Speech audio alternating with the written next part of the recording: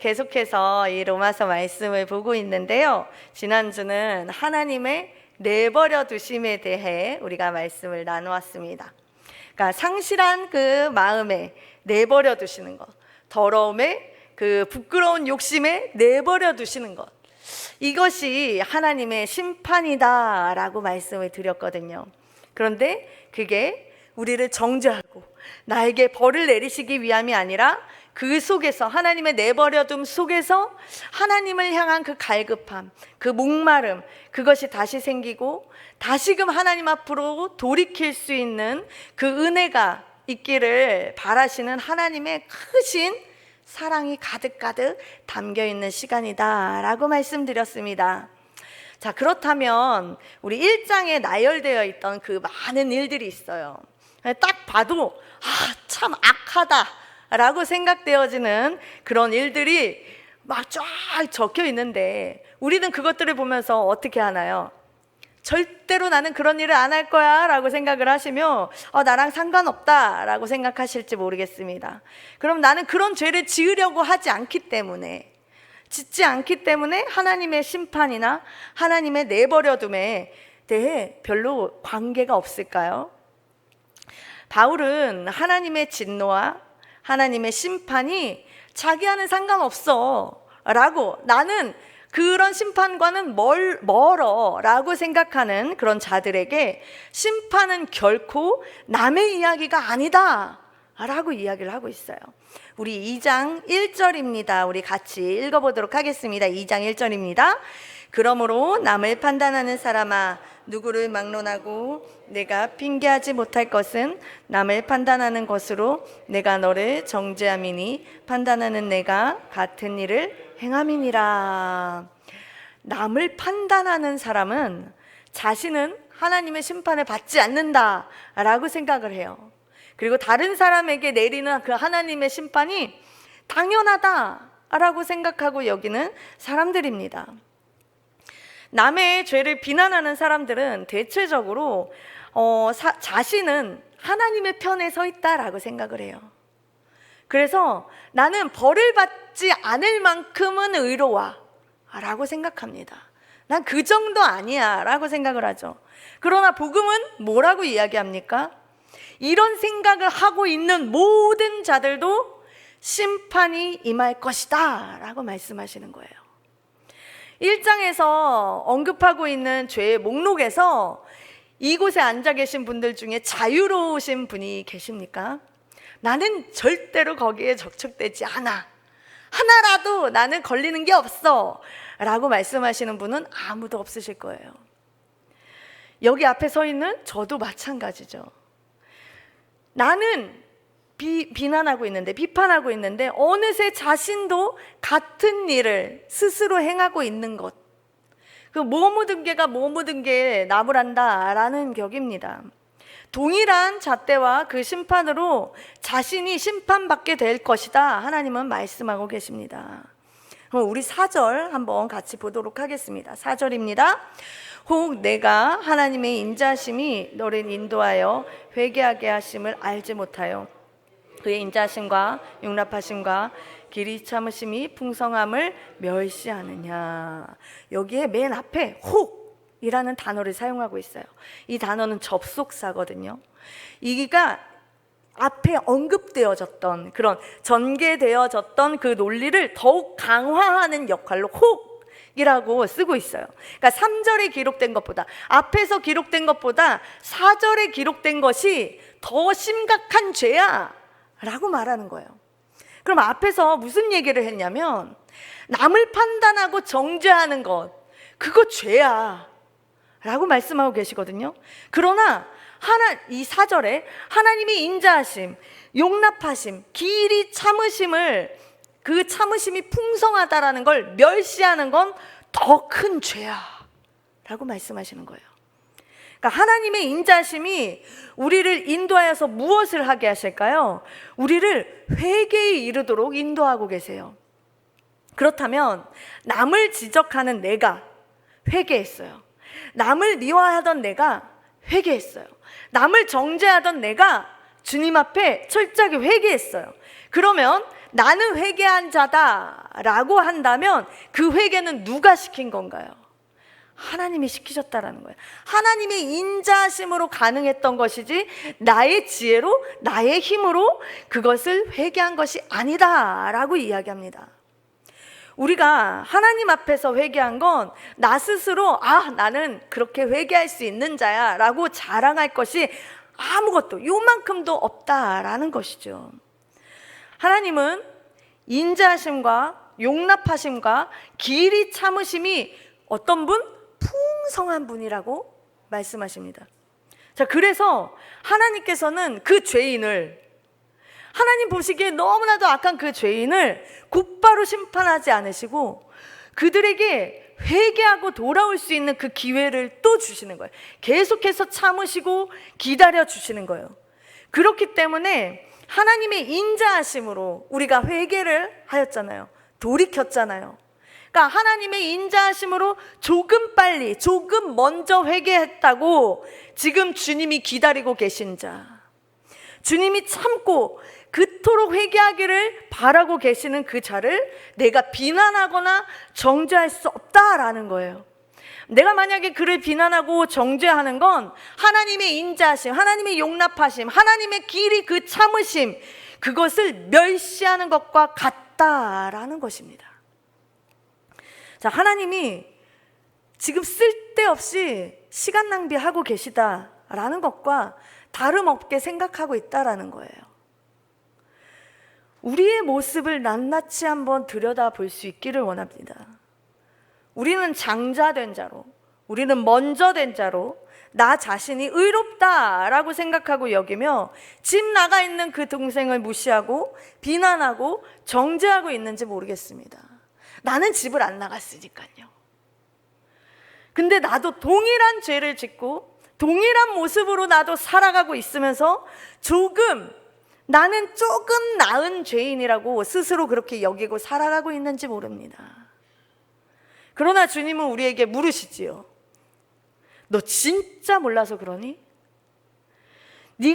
너가 다시 회개한 거, 너를 회개로 이끈 것이 하나님의 인자심으로부터 온 줄 정말 모르는 거니? 우리는 하나님의 은혜가 늘상 주어지다 보니까, 늘 하나님의 은혜로 산다라고 고백을 하다 보니까 이제 무뎌지는 거예요. 그리고 당연하게 느껴지기도 합니다. 그러나 모든 것이 당연한 것이 아닌 하나님의 인자하심 속에 주어진 것임을 우리는 늘 기억하고 늘 감사하며 살아갈 수 있기를 축복합니다. 그리고 나를 기다려주시고 이끌어 주셨듯이 지금도 여전히 주님은 인내심을 가지고 주님을 떠나 있는 자, 그 죄인들을 그들이 회개하고 돌아오기를 기다리고 또 기다리고 계신다라는 거예요. 지금이 여러분 회개의 기회입니다. 그래서 인자하신 그 주님은 동일하신 분이거든요. 의로우신 분이거든요. 그래서 기다리고 인내하고 하는 그 회개의 기회를 주셨어요.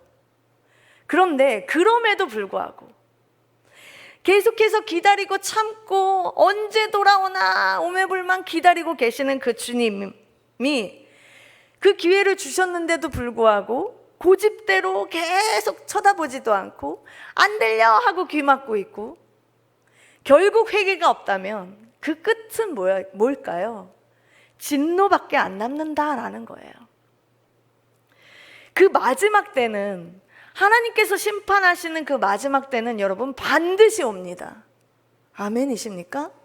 아멘입니다. 진짜 반드시 옵니다. 그때 하나님께서 어떻게 행하실까요? 우리 6절입니다. 6절 같이 보도록 하겠습니다. 시작.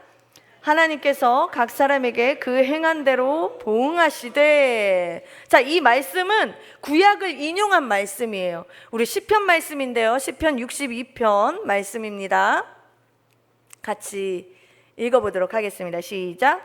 주께 속하오니 주께서 각 사람이 행한 대로 갚으심이니이다. 우리 잠언 말씀도 보겠습니다. 시작. 내가 말하기를 나는 그것을 알지 못하였노라 할지라도 마음을 저울질 하시는 이가 어찌 통찰하지 못하시겠으며 내 영혼을 지키시는 이가 어찌 알지 못하시겠느냐. 그가 각 사람의 행위대로 보응하시리라. 아멘. 자, 이 말씀들이 동일하게 주님은 무엇을 알기를 원하시는 걸까요? 여기에 말씀 가운데 동일하게 나오는 세 가지 포인트가 각 사람, 행함, 그리고 보응입니다.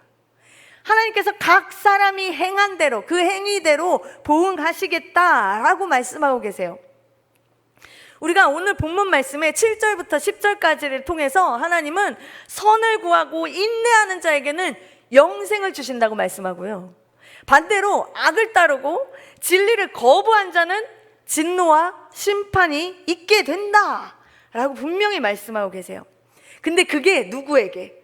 이것이 먼저는 유대인에게, 그리고 헬라인에게로다 말씀하세요. 자, 각 사람, 그가 유대인이든 이방인이든 차별 없이 각자가 행한 대로 상을 주시기도 하고 벌을 내리시기도 하신다라는 거예요.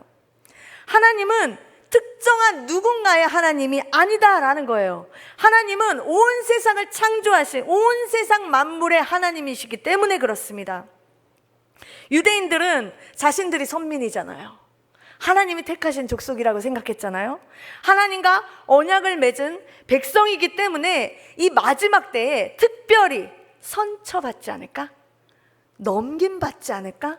라는 생각을 가지고 있었겠지만 하나님은 그 어떤 자도 유대인이든 헬라인이든 그 신분을 막론하고 그 귀천과 생김새와 상관없이 차별 없이 공평하게 심판하시겠다 말씀하시는 거예요. 그렇다면 유대인들에게 맨 처음에 주시고자 했던 그 축복 있잖아요. 하나님의 축복의 우선권, 그게 유대인들이 상실하게 되는 걸까요? 아니에요. 근데 하나님은 그 축복의 우선권을 주신 만큼 그들에게 심판에 있어도 우선권을 주시겠다라는 거예요. 자, 하나님께서는 심판의 기준이 각자 행한 대로라고 말씀하셨듯이 그가 누구인지, 그가 어디에 속한 자인지가 아니라 받은 진리에 따라서 어떻게 반응했는가, 그것에 따라서 심판하신다라고 말씀하세요. 그렇다면 우리는 하나님의 말씀을 듣고 주님의 말씀을 듣고 어떻게 여러분 삶에 적용하며 살아가고 계십니까?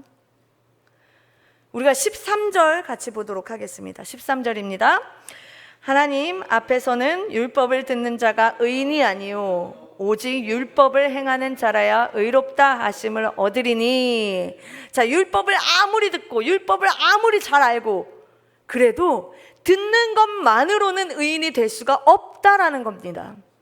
자, 내 안에 율법이 있느냐 없느냐, 내가 하나님을 아느냐 모르느냐, 내가 교회에 열심히 출석하느냐 안 하느냐가 아니라 내 삶에서 하나님의 말씀으로 내가 살아내고 있는가, 그걸 보시고 하나님은 그 사람을 의롭다라고 인정하신다라는 거예요. 내가 목사건, 내가 어떤 직분을 가지고 있고, 내가 뭘 하고 있고, 내가 오랫동안 교회를 섬겨왔고, 그거의 기준이 아니다라는 거죠.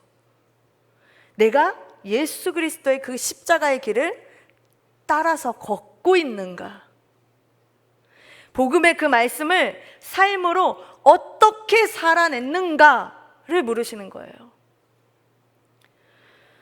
이 땅에 모든 사람들이 자기 스스로 절대 하나님의 진노와 그 심판을 피할 수 있는 사람이 아무도 없습니다.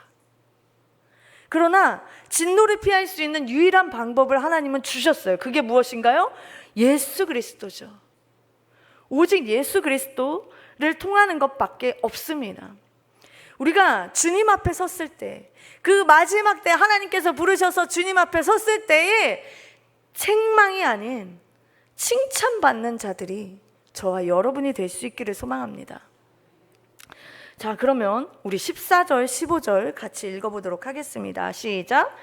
율법 없는 이방인이 본성으로 율법의 일을 행할 때에는 이 사람은 율법이 없어도 자기가 자기에게 율법이 되나니 이런 이들은 그 양심이 증거가 되어 그 생각들이 서로 혹은 고발하며 혹은 변명하여 그 마음에 새긴 율법의 행위를 나타내느니라. 아멘. 자, 14절에 보면요, 이방인은 율법이 없어요. 근데 본성으로 율법의 일을 행한다 라고 말씀하는 거예요. 어떻게 율법이 없는데 율법의 일을 어떻게 행하지? 라는 거죠. 자, 이는 하나님께서 우리에게 양심이라는 것을 주셨기 때문에 그렇다는 거예요. 양심이라는 그 마음을 주셨고 이를 통해서 하나님은 판단하시겠다라는 거예요. 자, 모세가 시내산에서 십계명을 받기 전에 이미 하나님의 말씀은 이 땅에 존재했습니다. 하나님께서 사람을 창조하실 때 하나님의 형상을 닮게 창조하셨기 때문에 이 땅에서는 완전하지는 않지만 미완성의 형태로 율법이 존재했어요. 그리고 모세가 시내산에서 하나님의 그 계명을 받음으로 인해 율법이 체계화되고 구체화된 것입니다.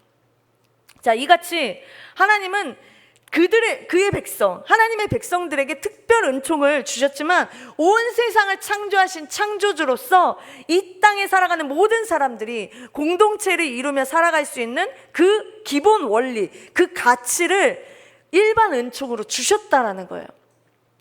자, 10계명의 6계명이 무엇인가요? 살인하지 말라라는 거예요. 자, 살인하지 말라라는 이 계명이 10계명을 받은 후부터 지켜간 것일까요? 그렇지 않습니다. 시내산에서 율법이 선포되기 전부터 온 인류가 지켜왔던 보편 말씀이에요. 보편 계시예요. 하나님을 모르는 사람도 하나님을 믿지 않는 그런 사람들도 다 지켜내는 가치라는 거예요. 자, 그러면 그들은 자신이 하나님의 율법에 따라서 살고 있다라는 것도 인지하지 못한 채 양심에 따라 살고 있는 것이죠. 그래서 하나님은 이 유대인을 율법에 따라 심판하시듯이 이 이방인을 양심에 따라 판단하시겠다 하시는 거예요. 자, 그러면 하나님께서 유대인에게 율법을 왜 주셨을까요? 그냥 너 잘 듣고 있어? 잘 알고 있어? 하고 주신 걸까요? 그들에게 율법을 주신 이유는 지키라는 거예요. 지키라고 주신 거예요. 유대인들을 율법으로 심판하시겠다라는 그 말씀은 더 높은 수준의 도덕성을 요구하시겠다라는 겁니다. 그러니까 많은 것을 맡긴 자에게 더 많은 것을 요구하시겠다는 거고, 은혜를 받은 만큼 더 큰 책임을 묻겠다 하시는 거예요. 사랑하는 여러분, 여러분은 얼만큼의 은혜를 받으셨습니까? 얼만큼의 은혜를 받고 그것을 누리셨습니까? 평생을 돌아보면 나의 모든 발걸음이, 우리가 아까 찬양도 했지만 이것이 나의 간증이고 찬송이라고 고백하는 그 모든 시간 가운데 우리의 모든 발걸음이 은혜였다라고 고백하잖아요. 그러면 그만큼의 우리가 책임감을 가지고 복음을 전하고 복음으로 살아내고 있을까요? 하나님은 우리의 은밀한 것까지도 다 알고 계시는 분이고, 그에 따라 나의 겉에 살아내는 그런 삶의 모습뿐만 아니라 아무도 모르는, 나만이 알고 있는 그 은밀한 것까지도 하나님은 보시고 심판하십니다. 그러면 이렇게 생각이 들 수 있죠. 하나님은 행위가 아니라, 우리 여기 이제 뒤에 11절에도 외모로 사람을 취하시지 않고 중심을 보신다고 하셨는데, 아니 행위가 아니라 믿음을 보신다고 했고 외모가 아니라 중심을 보신다고 했는데 라고 생각할 수 있는데, 우리는 우리가 행하고 우리가 삶으로 보여지는 것이 어디서부터 출발했는가를 살펴봐야 하는 거예요. 복음을 듣고 그로 인해 내가 변화되어지고 복음으로 살아내야겠다 하는 그 마음, 내 마음의 동기가, 그 동기를 끌어낸 것, 이끌어낸 것이 무엇인가요? 나에게 회개의 영이 부어지고 나의 은밀한 것까지 고백하게 된 것이 무엇 때문인가요? 가장 나의 깊은 곳에서부터 나를 부르시고 인자하심으로 오래 참아주시고 그 하나님의 사랑으로부터 시작되었습니다. 그래서 내 마음의 문을 열도록 성령님이 인도해 주셨고요, 나를 위해 죽으신 예수 그리스도로 말미암아 우리가 구원받았습니다. 그렇기 때문에 우리는 그것을 믿고 선포하며 그 중심에 주님이 온전히 서 계시기를 축복합니다. 그래서 주님을 만나면 내 마음이 뜨거워지고, 이 내 마음이 뜨거워지면 움직이지 않을 수 없는 거예요. 입을 열지 않을 수 없는 거예요. 사랑하지 않을 수 없게 됩니다. 앞으로의 우리의 정체성이 교회에 다니는 교인이 아니라 그리스도를 따르는 그리스도인이기를 원합니다. 나는 교회 안에 있다고, 교회 밖에 있는 자들, 또는 아직 때가 벗겨지지 않았어, 세상의 때가.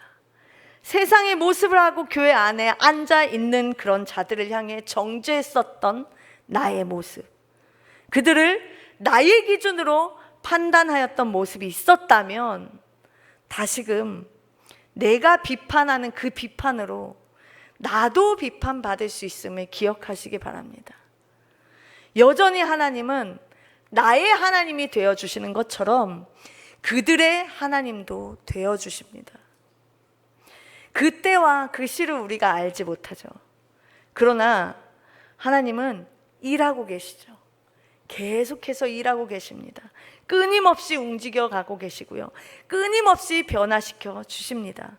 그래서 우리가 언젠가는 그들도 우리와 동일하게, 그리고 딱딱하게 내가 교회 안에 하나님 안에 들어와 있는데 큰아들처럼 나도 이미 똑같은 일을 저지르고 있으나 계속해서 지적질하고 있었던 그런 모습이 있다면 판단보다는 사랑을 할 수 있는 우리가 되기를 소망합니다. 그래서 변화시켜 가시는 그 주님을 만날 수 있기를 축복합니다. 오늘 우리가 한번 생각해 보기를 원합니다. 오늘 나는 판단하는 자인가? 아니면 사랑하는 자인가? 나는 오랜 생활 속에, 오랜 신앙생활을 하면서 그 속에 여러분 활력이 있으십니까? 나의 양심은 하나님의 말씀 앞에 살아 있으십니까? 세상에 희석되고 둔해져서 그렇게 둔탁한 소리를 내고 있는 건 아닌지요? 우리가 다시 한번 나를 살펴보며 오직 우리가 구원받을 그 유일한 길이신 예수님을 통해서 나를 되돌아보고 지금이 회개할 기회임을 여러분 기억하셔서 성숙한 주님의 거룩한 자녀로 진짜 그리스도인으로 살아내는 저와 여러분 될 수 있기를 예수님의 이름으로 축원합니다. 아멘. 우리 함께 기도하겠습니다.